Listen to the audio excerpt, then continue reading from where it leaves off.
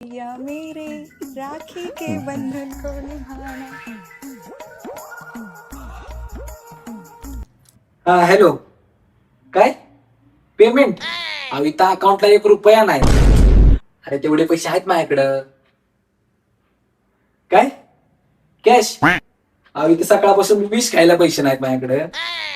अरे तू बांध ना, राखी बांधायला पैसे आहेत माझ्याकडं. नक्की? हो नक्की आहेत, बांध तू. काय पेट्रोल?